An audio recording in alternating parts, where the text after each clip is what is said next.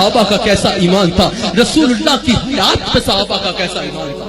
صحابہ سرکار کو بظاہری پردہ مبارک کے بعد زندہ مانتے تھے یا کہتے تھے نہیں جس طرح عام بشر مر جاتا ہے اس طرح نبی بھی دنیا سے چلے جاتے ہیں؟ ذرا سنو سرکار کی حیات پر صحابہ کا کیا عقیدہ تھا۔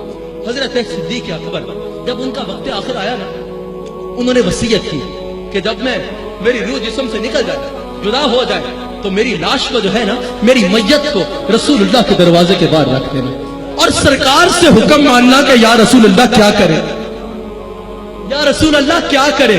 پتا چلا صدیق اکبر کا یہ عقیدہ تھا کہ رسول اللہ جیسے قبر انور کے باہر زندہ تھے ویسے ہی قبر انور کے اندر زندہ۔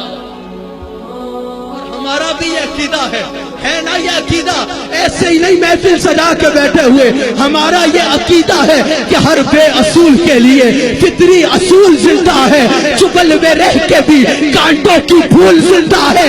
میں اس جوئر کے آخر میں دیکھوں گا کہ کون رسول اللہ کو زندہ مانتا ہے۔ کوئی کھڑا نہیں ہوگا، بیٹھے رہنا ہے، لیکن ہاتھوں کو اٹھا کے اپنا عقیدہ بتانا ہے۔ حاجی صاحب دیکھیے گا کس کا عقیدہ کتنا مضبوط ہے کہ ہر بے اصول کے لیے فطری اصول زندہ ہے۔ ارے جو گدیوں پہ بیٹھے ہیں وہ بھی ہاتھ اٹھا لے، ہاتھ اٹھا لے۔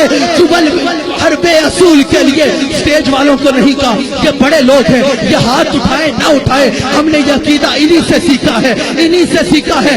مجمع میں جو بیٹھے ہیں ہر بندہ ہاتھ اٹھائے اور کہے کہ ہر بے اصول کے لیے فطری اصول زندہ ہے، چبل میں رہ کے بھی کانٹوں کے پھول زندہ ہے۔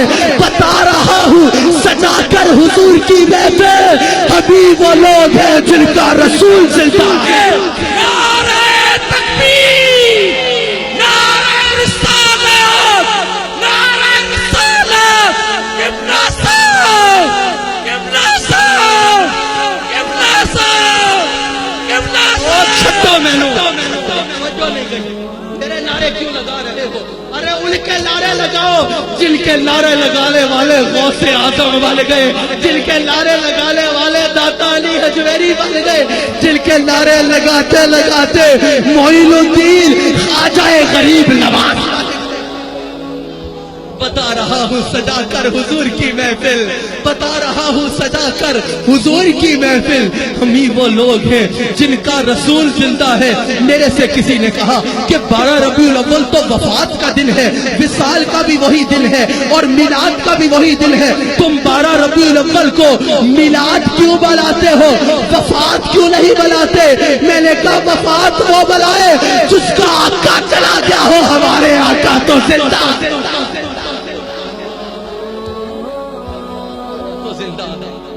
صدیق اکبر نے کہا اور سننے کا ذوق ہے یا بس کر دوں؟ صدیق اکبر نے کہا کہ جب میں چلا جاؤں نا دنیا سے تو میری میت کو دروازے پہ رکھ دینا۔ یعنی صدیق اکبر کا یہ عقیدہ تھا کہ سرکار زندہ ہے۔ صحیح حدیث، یہ صحیح حدیث ہے کہ میری